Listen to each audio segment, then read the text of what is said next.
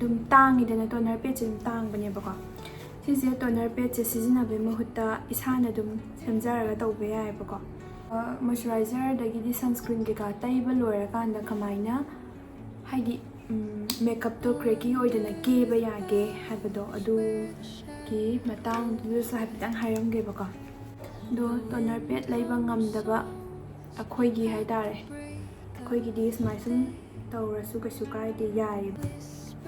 smaina akhoi gi sunscreen je taiba loira matungda minute 30 mukse thambiyo bako hani ai se sama chu gre bako se sa to si se adum thammo ba ni chotlinga ya tai thodi bi to bune toner pe to ro aduga kano toner am hekta ko ja akhoi gi MU da auditorium da kano film do kai ba kwa tha film do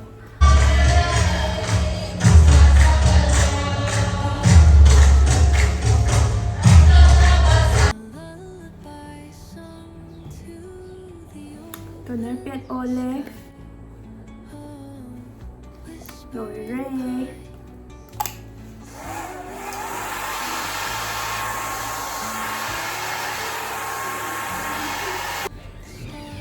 tu tare. Hello everyone,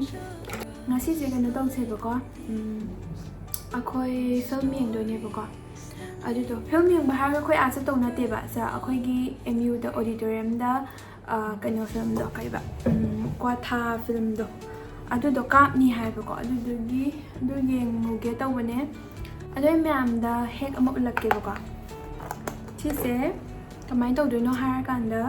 khoi gi toner page je akhoi dum tangi dana toner page dum tang bane bako sise toner page sizinabe mahutta isana dum semjaraga tawbe yai bako adu sise kamai tawni hai kan da smaina cotton pad to cotton pad macha do sigum se lawrani aduga isagi araiba kano amekta hadi toner amekta ko dum sizina do ne ba no ai iruzaba loy bagi ko kem ta tai driba adu ai sise utpoint adum tai ge tawne ba toner pad to lawro aduga kano toner amekta ko toner pad to lawro cotton pad to lawro aduga toner amekta sizina ro aduga toner pad ole use maina ko ngahak thambiraga dum nai thokpada dum sina zo hena kanai ba maida hadi ngahak thambado adui ni na ko mina dum toner pad sizinai ja do toner pad laiba ngamdaba akhoi gi haidare akhoi gi dis mai sum tawrasu kasu kaide yai ba do ai dum yam dum hadi share tawning bai ko dum tawjarak pane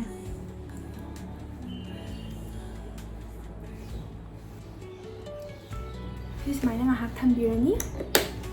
lotion dringaida aduga lotion do sudum yeng mina se bako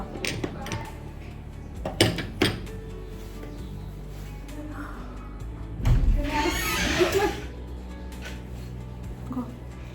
close the door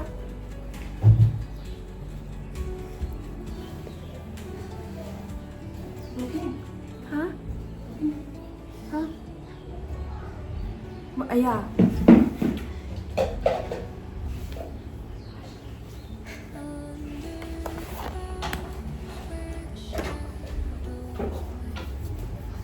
Smaina minute mari mga dum thamadi yare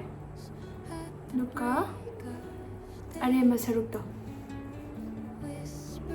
thungdaba saruk to smaina te sanbirani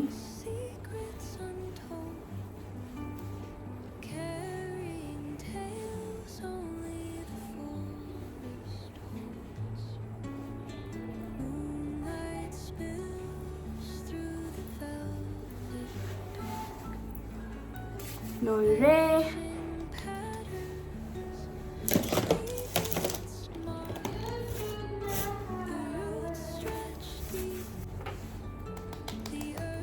si lore ba matungda ko akoina hadi makeup tawningbado sunscreen gumba adagidi kano moisturizer tairaba matungda adum ꯀꯦꯕ ꯃꯇꯨꯡꯗ ꯑꯗꯨꯝ ꯇꯧꯔꯁꯨ ꯌꯥꯏꯕꯀꯣ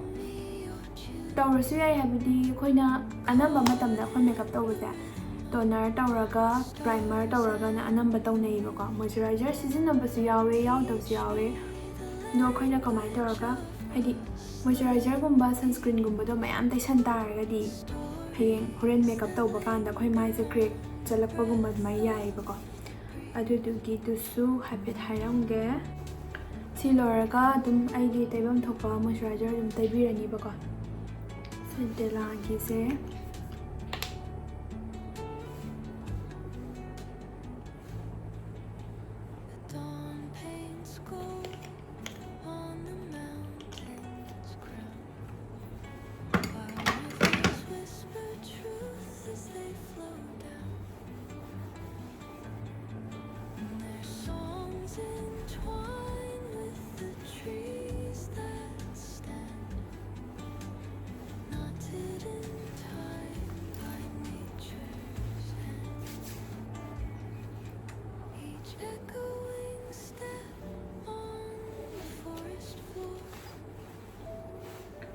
ꯑꯩꯈꯣꯏꯒꯤ moisturiser cream ꯀꯩꯀꯥ ꯃꯣꯏꯆꯔꯥꯏꯖꯔꯗꯒꯤꯗꯤ sunscreen ꯀꯩꯀꯥ ꯇꯩꯕ ꯂꯣꯏꯔꯀꯥꯟꯗ ꯀꯃꯥꯏꯅ ꯍꯥꯏꯗꯤ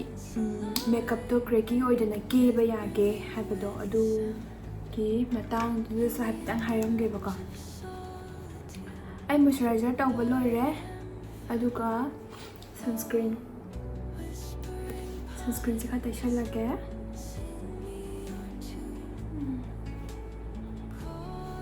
ꯌꯥꯝꯅꯗꯤ ꯇꯩꯔꯣ ꯑꯩ ꯁꯤ ꯁꯟꯁꯀ꯭ꯔꯤꯟꯁꯦ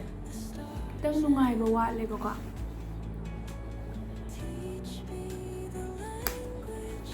ꯃꯍꯤ ꯌꯥꯝ ꯂꯥꯡꯉꯒ ꯑꯩꯉꯣꯟꯗ ꯈꯤꯇꯪ ꯍꯩꯅꯗꯕꯗꯣ ꯑꯣꯏꯌꯦꯕ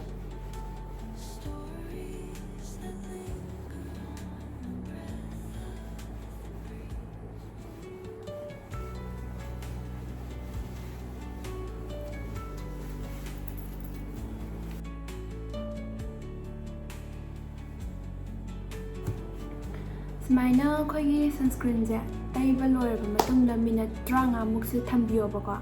ꯍꯥꯏꯗꯤ ꯁꯤꯒꯤ ꯃꯊꯛꯇ ꯗꯛ ꯂꯥꯎꯅ ꯄ꯭ꯔꯥꯏꯃꯔ ꯇꯩꯕ ꯑꯣꯏꯒꯦꯔꯥ ꯑꯗꯒꯤꯗꯤ ꯐꯥꯎꯟꯗꯦꯁꯟ ꯇꯩꯁꯟꯕ ꯑꯣꯏꯒꯦꯔꯥ ꯅꯨꯡꯉꯥꯏꯔꯔꯣꯏꯕ ꯃꯥꯏꯗꯣ ꯀꯩꯒꯤꯅꯣ ꯍꯥꯏꯕꯗ ꯍꯣꯔꯦꯟ ꯀ꯭ꯔꯦꯀꯤ ꯑꯣꯏꯔꯛꯑꯅꯤ ꯑꯗꯣ ꯑꯗꯨ ꯑꯣꯏꯗꯅꯕꯅꯦꯕ ꯁꯨꯃꯥꯏꯅ ꯇꯩꯕ ꯂꯣꯏꯔꯒ ꯃꯤꯅꯠ 35ꯃꯨꯛꯁꯦ ꯇꯩꯗꯕꯤ ꯊꯝꯃꯒ ꯉꯥꯏꯔꯀꯥꯟꯗ ꯑꯩꯈꯣꯏꯒꯤ ꯄ꯭ꯔꯥꯏꯃꯔꯁꯦ ꯑꯗꯨꯝ ꯇꯩꯕꯤꯕꯀꯣ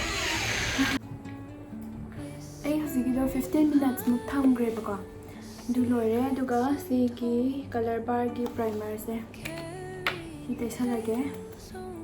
ꯌꯥꯎꯗ꯭ꯔꯕꯅꯤ ꯁꯤ ꯄ꯭ꯔꯥꯏꯃꯔ ꯇꯩꯗ꯭ꯔꯒꯗꯤ ꯐꯥꯎꯟꯗꯦꯁꯟ ꯗꯥꯏꯔꯦꯛ ꯇꯩꯁꯟꯕꯗꯣ ꯑꯗꯨ ꯈꯔ ꯍꯥꯏꯗꯤ ꯐꯖꯗꯅ ꯇꯥꯕꯗꯣ ꯑꯗꯨꯃꯥꯏꯅ ꯇꯥꯅꯤꯕꯀꯣ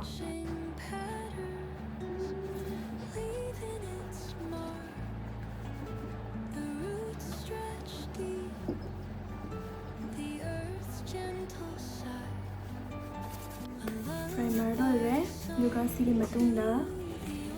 ꯐꯥꯎꯟꯗꯦꯁꯟ ꯑꯩ ꯉꯁꯤ ꯁꯤꯒꯤ ꯐꯤꯠꯃꯤꯒꯤ ꯐꯥꯎꯟꯗꯦꯁꯟꯁꯦ ꯁꯤꯁꯦ ꯑꯣꯏꯅ ꯑꯗꯨꯝ ꯁꯤꯖꯤꯟꯅꯔꯛꯑꯒꯦ ꯑꯗꯨꯒ ꯑꯩꯈꯣꯏꯅ ꯍꯥꯞꯄ ꯂꯣꯏꯔꯀꯥꯟꯗꯀꯣ ꯗꯥꯏꯔꯦꯛ ꯑꯦꯄ꯭ꯂꯥꯏ ꯇꯧꯗ꯭ꯔꯤꯀꯥꯟꯗ ꯁꯨꯃꯥꯏꯅ ꯍꯥꯟꯅ ꯈꯔ ꯅꯩꯕꯤꯌꯣꯕ ꯍꯥꯏ ꯃꯥꯏ ꯑꯣꯏꯜꯒꯤ ꯁꯔꯨꯛ ꯈꯔ ꯌꯥꯎꯕꯅꯦꯕꯀꯣ ꯁꯤꯁꯦ ꯑꯗꯨꯝ ꯃꯤꯛꯁ ꯇꯧꯁꯟꯅꯈꯤꯕ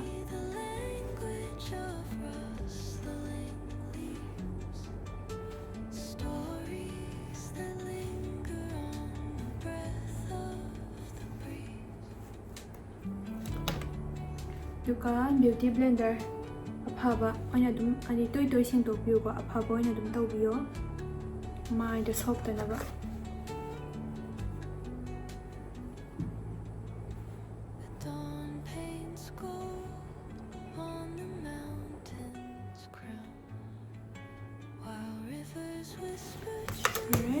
ꯁꯤꯒꯤ ꯃꯇꯨꯡꯗ ꯑꯩꯅ ꯑꯗꯨꯝ ꯁꯤꯖꯤꯟꯅꯕꯗꯀꯣ ꯀꯟꯁꯤꯂꯔꯁꯦ ꯈꯤꯇꯪ ꯍꯥꯏꯗꯤ ꯗꯥꯔꯛꯀꯨꯝꯕ ꯂꯩꯕ ꯃꯄꯥꯗꯣ ꯑꯗꯨꯗ ꯈꯤꯇꯪ ꯇꯧꯁꯜꯂꯦ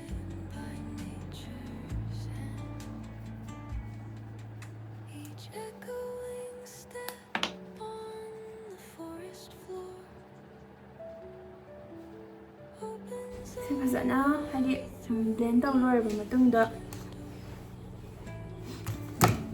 loose powder khitang lauraga loose powder se ai white toning sizinai ba ko si khitang khak laura kanda agi blender du na magi setting do pi do ni ba ko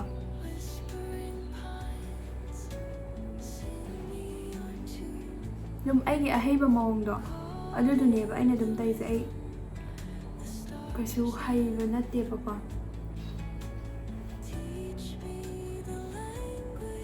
ai di yam nap thoi ai di loi nam thok khidoi ni ama thagat laga lai beta to da haina de ba ko foundation jo ai di kitang khak ne ba dum ai di kasu yam kan heavy da dum tai de ba rồi đấy thế nghe nó cầu làm mấy phút trăm thì mà khai thấy hậu đôi như vậy quoi adu si cái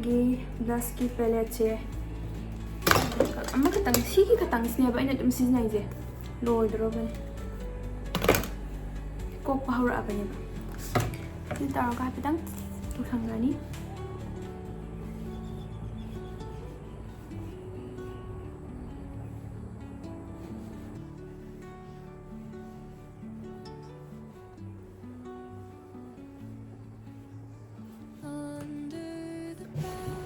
밑에 해보장 떡 상가에 가벅가벅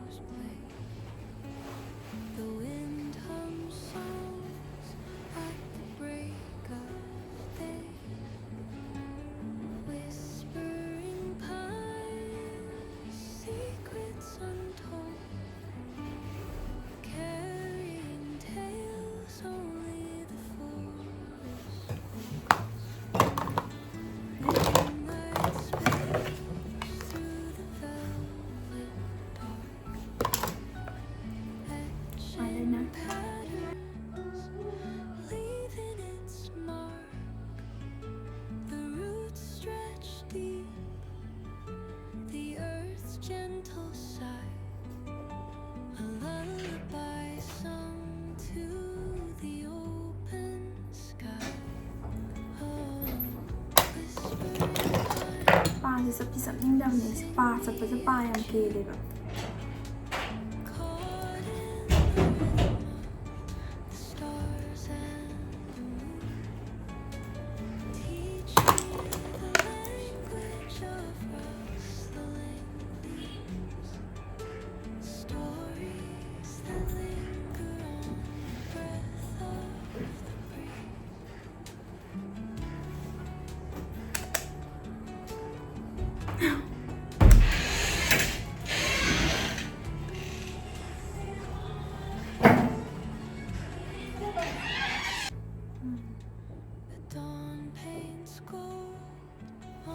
ai sẽ ra mà chu cái này bọc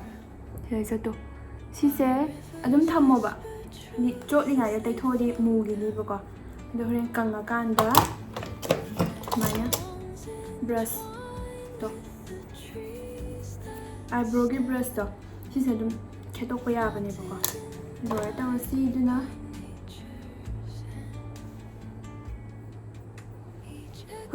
비숨 예쁘죠 할 때, 아기 비숨 예 때.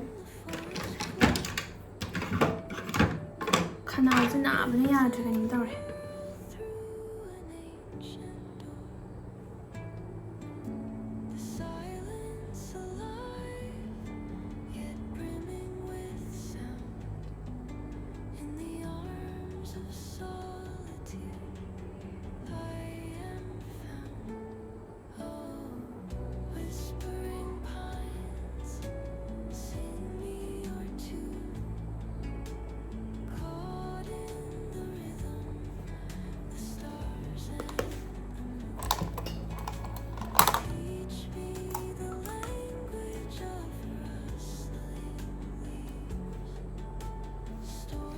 Rồi đây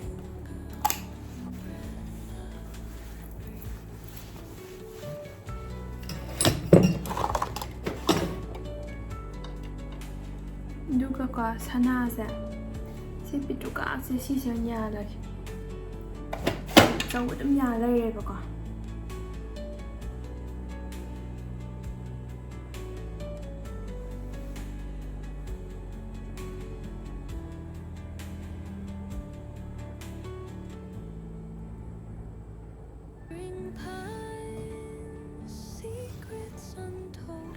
ꯃꯆꯥꯁꯤꯅ ꯐꯥꯔꯦ ꯂꯣꯏꯔꯦ dress ꯁꯦꯠꯄ ꯂꯣꯏꯔꯀꯥꯟꯗ ꯁꯤ ꯁꯝꯁꯦ ꯑꯣꯏꯅ ꯂꯧꯊꯣꯛꯑꯒꯦ ꯁꯨꯃꯥꯏꯅ ꯀꯣꯟꯖꯜꯂ ꯊꯝꯃꯒ ꯗ꯭ꯔꯥꯏꯌꯔꯅ ꯍꯥꯏꯐꯦꯠꯇꯪ ꯀꯥꯝꯕꯗꯀꯣ ꯑꯗꯨꯝ ꯀꯣꯜꯂ ꯇꯥꯕꯅꯦꯕ ꯗ꯭ꯔꯦꯁ ꯁꯦꯠꯄ ꯂꯣꯏꯔ ꯎꯠꯂꯛꯑꯒꯦ ꯑꯩ ꯗ꯭ꯔꯦꯁ ꯁꯨꯃꯥꯏꯅ ꯁꯦꯠꯂꯦꯕꯀꯣ ꯁꯦꯠꯂꯦ ꯑꯗꯨꯒ ꯐꯣꯔꯃꯦꯜ ꯁꯦꯠꯂꯦ ꯑꯗꯨꯒ ꯕ꯭ꯂꯦꯛꯀꯤ ꯈꯣꯡꯎꯞ ꯑꯃ ꯇꯣꯡꯉꯦ ꯑꯗꯩ ꯁꯝꯗ ꯈꯤꯇꯪ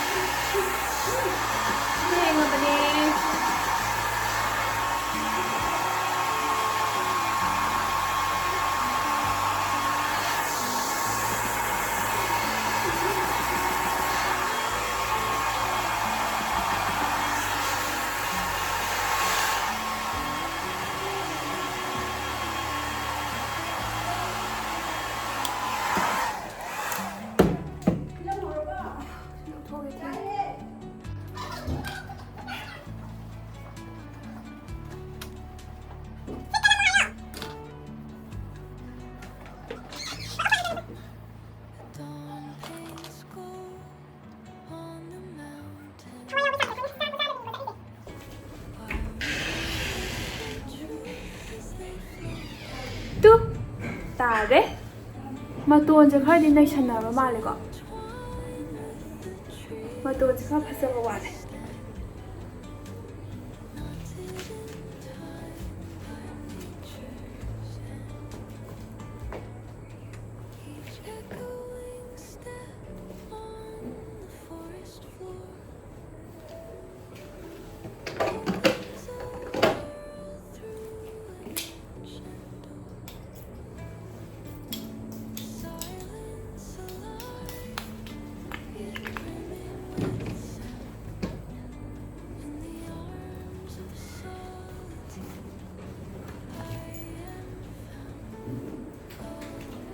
ꯊꯦꯡꯉꯦ ꯆꯩꯔꯛꯄ ꯇꯥꯔꯦ ꯂꯣꯏꯔꯦ ꯑꯗꯨꯗꯤ ꯑꯩ ꯌꯧꯔꯀꯥꯟꯗ ꯑꯃꯨꯛ ꯑꯗꯨꯝ ꯎꯠꯂꯛꯀꯦꯕꯀꯣ ꯕꯥꯏ ꯕꯥꯏ